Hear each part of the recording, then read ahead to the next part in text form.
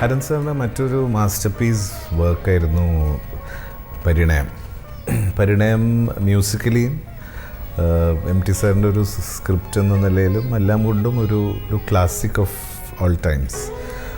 So അതിലെ എല്ലാ ഗാനങ്ങളും വളരെ മനോഹരമായ ഗാനം, ഒരുപാട് ഗാനങ്ങളുണ്ട്.